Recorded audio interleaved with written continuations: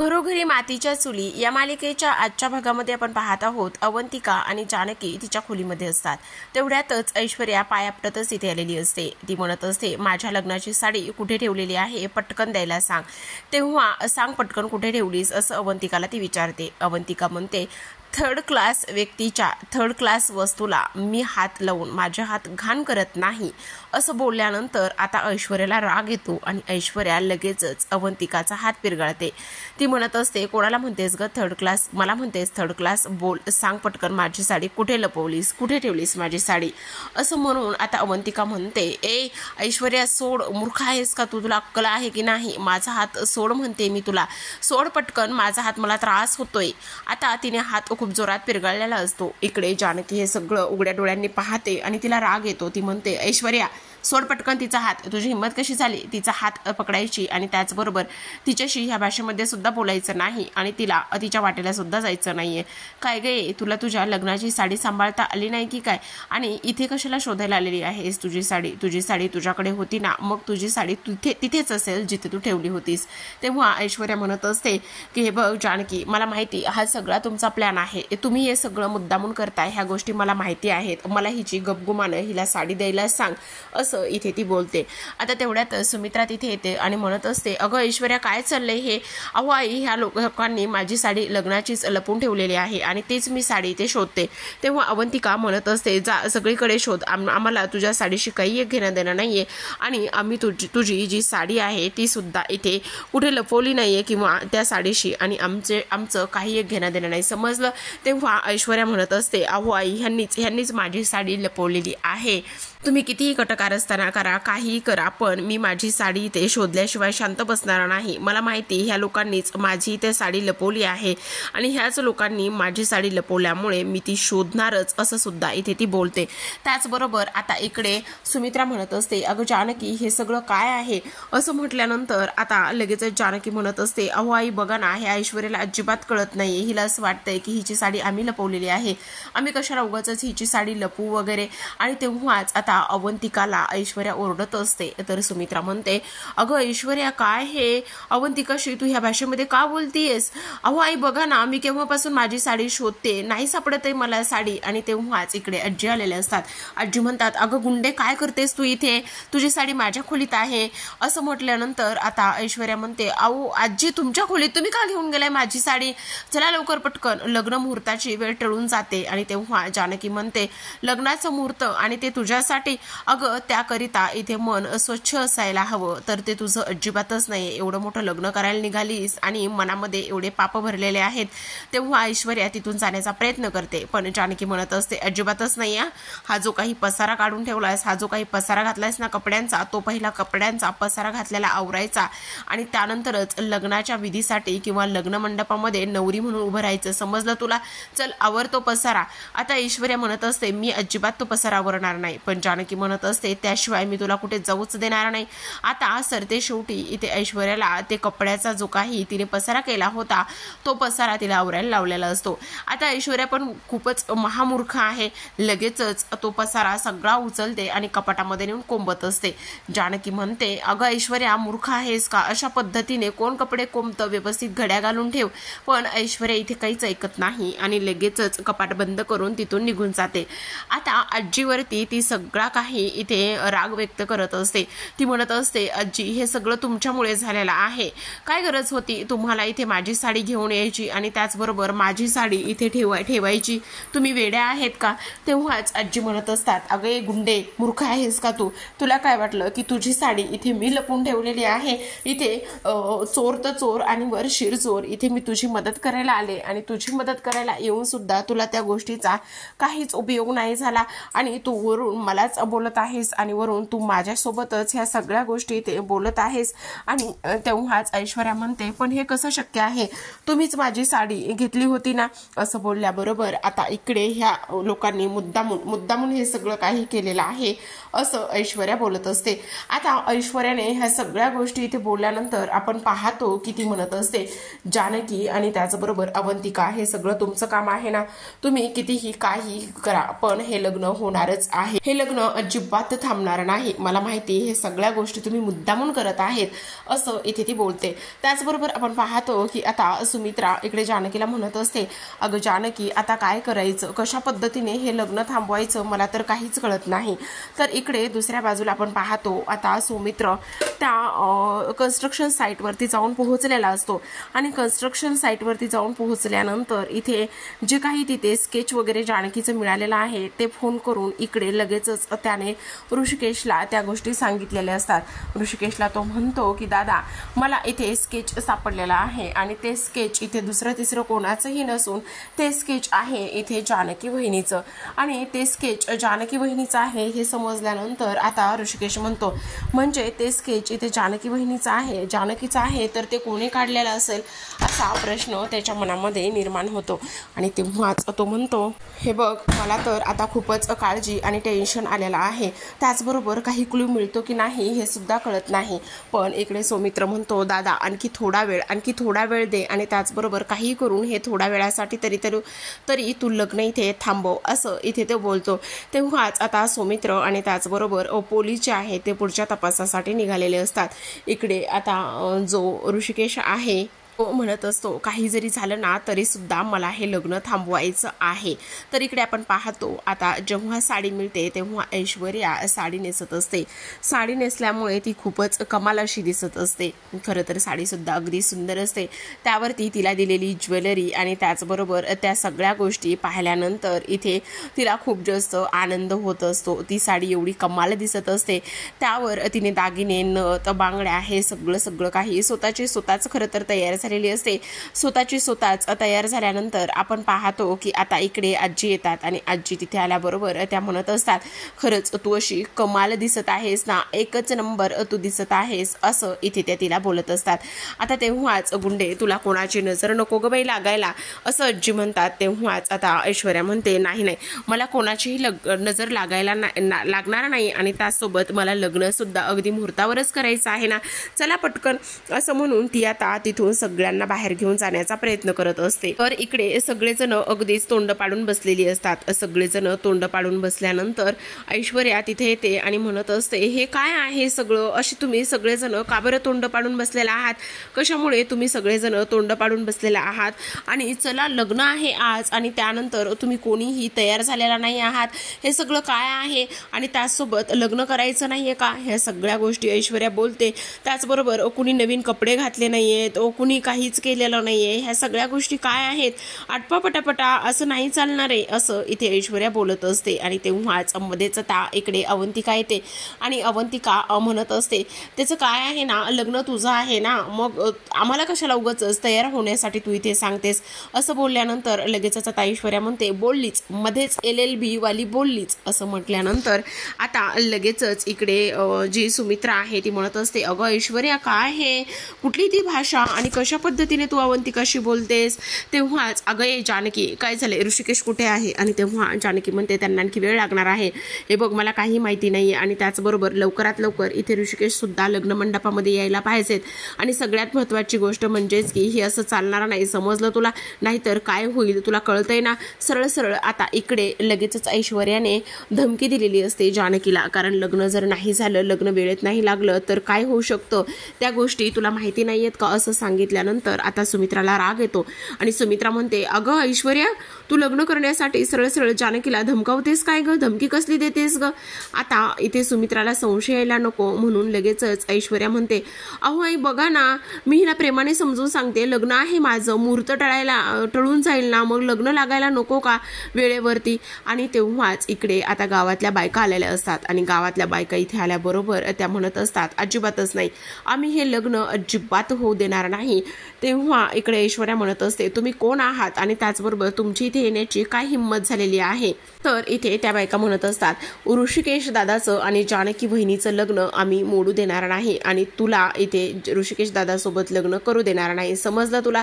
तेव्हा ऐश्वर्या म्हणते मला असं वाटतंय की तुम्हाला सगळी इन्फॉर्मेशन माहिती नाही आणि काय गे जानकी आता हे काय नवीन आहे आणि तू ह्या लोकांना इथे का बोलवलेलं आहेस, हे लग्न थांबवण्यासाठी बोलवलेस, जर हे लग्न थांबलं तर काय होईल हे तुला माहिती नाहीये का आणि तू अशी कशी वागू शकतेस. आणि तेव्हा इकडे जानकी म्हणते हे बघ, हे असल्या गोष्टी मी अजिबात केलेल्या नाहीयेत. मी कोणालाही इथे बोलवलेलं नाहीये आणि कोणालाही इथे लग्न थांबवण्यासाठी काहीही सांगितलेलं नाहीये, समजलं तुला? मग तेव्हाच आता ऐश्वर्या म्हणत असते, तू सांगितलेलं नाहीयेस, तू ह्या सगळ्या गोष्टी केलेल्या नाहीयेस, तर मग ह्या बायका इथे काय करत आहेत? बोल ना, सांग ना, ह्या बायका इथे का आणि कशासाठी आलेल्या आहेत? तूच तर बोलवलेला आहेस ना. तेव्हाच त्या बायका म्हणत असतात, हे बघा, आम्हाला जानकी बहिणीने अजिबातच इथे बोलवलेलं नाहीये, आम्ही आमच्या पद्धतीने आलेलो आहोत आणि तुम्ही इथे त्यांचं लग्न झालेलं असताना, म्हणजे ऋषिकेश दादांचं इथे लग्न झालेलं असताना तुम्ही इथे आलेला आहात आणि त्यामुळे आम्हाला हे लग्न होऊ द्यायचं नाही, असं त्या बायका बोलतात. आता इकडे ती लगेचच आरडाओरडा करण्याचं काम करत असते. ती म्हणत असते, असं अजिबातच होणार नाहीये आणि तुम्हाला काय माहिती हो सगळं काही? तेव्हा त्या बायका म्हणतात, आम्हाला सगळं काही माहिती आहे. ऋषिकेश दादाचं पहिलं लग्न झालेलं आहे ना, आणि तेव्हा पहिलं लग्न म्हणजे घटस्फोट झाल्याशिवाय दुसरं लग्न करता येत नाही. ह्या साध्या गोष्टी तुम्हाला माहिती नाही आहेत का? आता तेव्हाच इकडे लगेचच ऐश्वर्या म्हणत असते, अच्छा, म्हणजे चांगलीच पट्टी इथे पडून बोलवलेला आहेस हो की नाही ग? असं म्हटल्यानंतर इकडे आता लगेचच ती म्हणत असते, हो का, कसली पट्टी पडून पाठवलेला आहे? हे बघ ऐश्वर्या, मला अजिबात ह्यातलं काहीच माहिती नाहीये. मी ह्या बायकांना अजिबातच बोलवलेलं नाहीये. नाही ते आरोप मी इथे सहन करणार नाही, समजलं तुला? आणि तुला लग्न करायचं आहे ना, तर मग तुझं बघ ना, कशा पद्धतीने करायचंय, काय करायचंय. तर तेव्हाच ऐश्वर्या म्हणते, अच्छा, तुम्हाला इथे पुरावा हवाय का? आणि चांगलंच गोष्ट आहे ना, तुम्हाला ह्या सगळ्या गोष्टी कळतायत, म्हणजे घटस्फोट झाल्याशिवाय, त्याचबरोबर सोडचिठ्ठी झाल्याशिवाय लग्न करता येत नाही. पण तुम्हाला माहिती नाहीये, तुमच्या लाडक्या जानकीनेच इथे तुमच्या लाडक्या ऋषिकेश दादाला सोडचिठ्ठी, घटस्फोट दिलेला आहे. आणि तुम्हाला सांगू, घटस्फोटाच्या पेपरवर सह्या सुद्धा झालेल्या आहेत. त्याची ओरिजिनल कॉपी जी आहे ती कोर्टात सुद्धा जाऊन पोहोचलेली आहे. आणि त्याचबरोबर इथे आता ह्या सह्या झाल्यानंतर लिगली घटस्फोट झालेला आहे. तेव्हा त्या बायका म्हणत असतात, सॉरी जानकी वहिनी, आम्ही तुमची काहीच मदत करू शकत नाही. आता लगेचच ऐश्वर्या म्हणते, बघा, आया उठ पहाड के नीचे, म्हणजे ह्या जानकीनेच इथे ह्या लोकांना बोलवलं होतं, बरोबर की नाही? तेव्हा लगेचच अवंतिका म्हणत असते, ए गप्प बस ग, जानकी वहिनीने त्यांना इथे बोलवलं नाही, तर मी त्या लोकांना इथे बोलवलेलं आहे. आता लगेचच आपण इकडे दुसऱ्या बाजूला पाहतो की मास्क मॅन हा त्या गुंडांना समजावून सांगत असतो. तो म्हणत असतो, काही जरी झालं ना तरी सुद्धा ह्या बाईवरती व्यवस्थित लक्ष ठेवायचं. घराला आग लावून ही बाई पळून जाण्याचा प्रयत्न करत होती, त्यामुळे व्यवस्थित तू लक्ष ठेवणार आहे, समजलं तुला?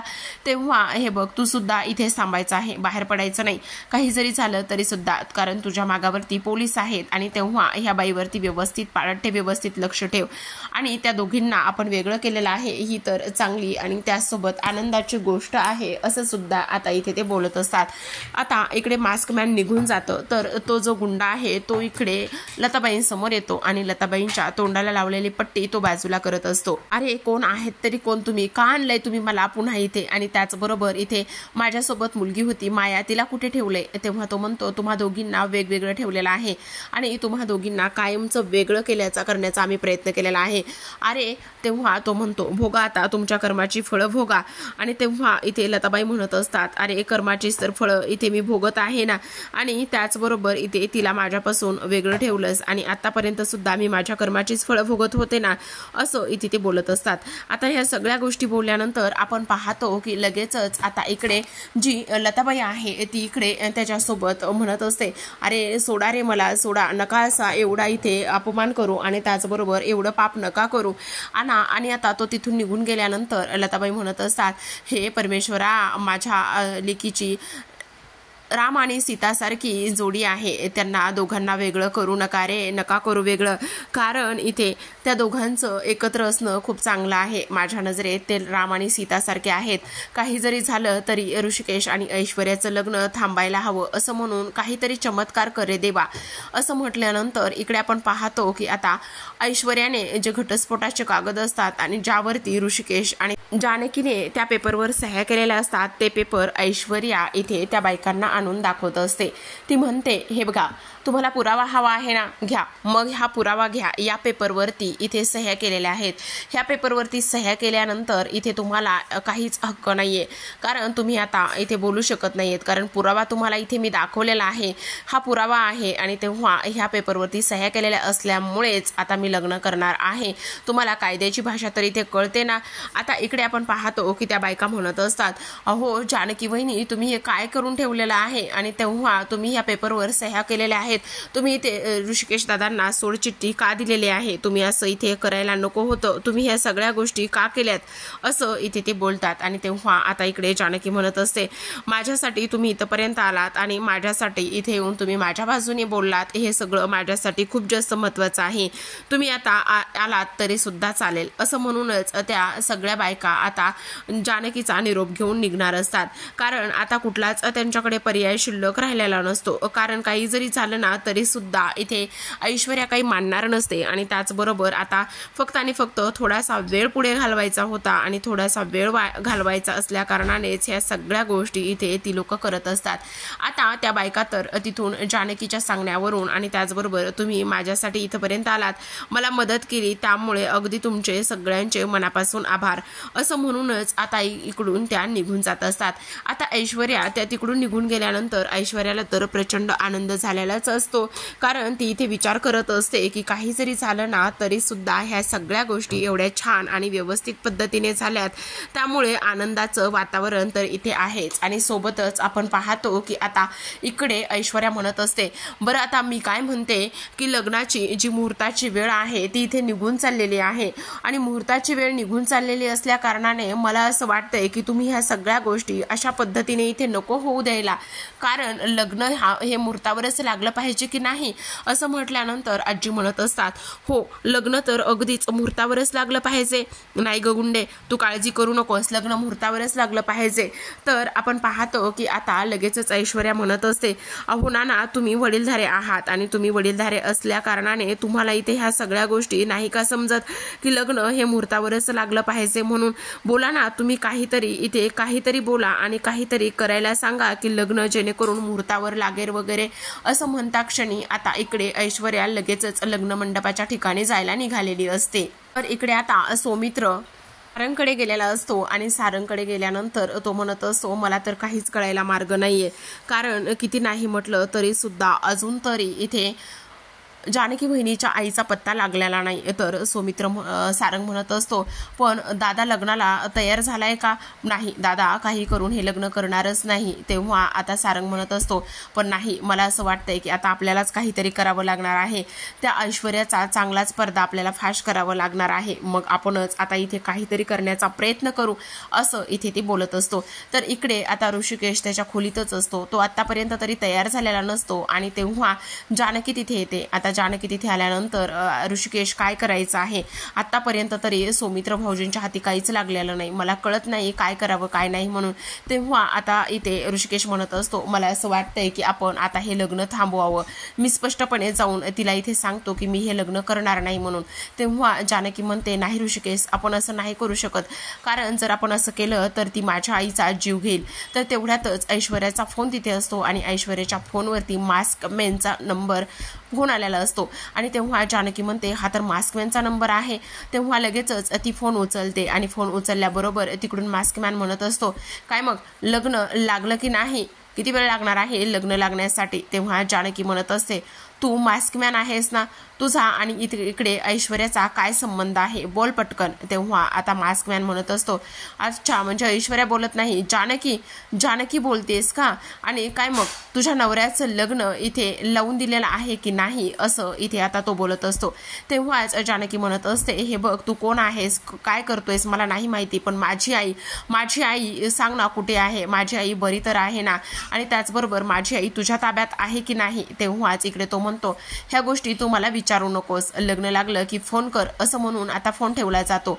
आता इकडे ऋषिकेश म्हणत असतो, म्हणजे मी तुला सांगत होतो की मास्कमॅन आणि ऐश्वर्या हे दोघं जण एकत्र आहेत. तेव्हा जानकी म्हणते, आपला संशय बरोबर होता, ही ऐश्वर्या बरोबर त्या मास्कमॅनचा इथे फायदा घेते आणि त्याचबरोबर संधी साधते आणि मास्कमॅन आणि ऐश्वर्या एकत्र मिळून काम करतायत. तेवढ्यातच तिच्या मोबाईलवरती आता मेसेज आलेला असतो आणि तो मेसेज असतो तो म्हणजेच की लताबाई जिवंत नाहीत असा मेसेज मेसेज आल्यानंतर आता जानकीच्या तळपायाची आग मस्तकालाच गेलेली असते. तिला प्रचंड राग येतो.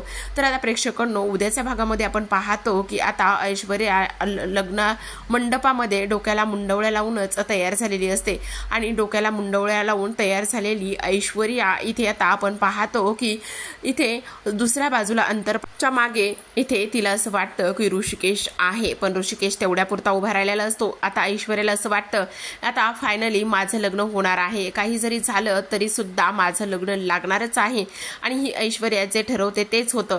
पण जेव्हाच मंगलाष्टक संपतात आणि समोर ती पाहते तर इथे समोर सारंग उभा असतो. हातामध्ये वरमाला असते आणि त्याचबरोबर सारंगच्या सुद्धा हातामध्ये वरमाला असते. आता ऐश्वर्या म्हणत असते की हे सारंग आहेत. हातातली वरमाला कधीच खाली गळून पडलेली असते.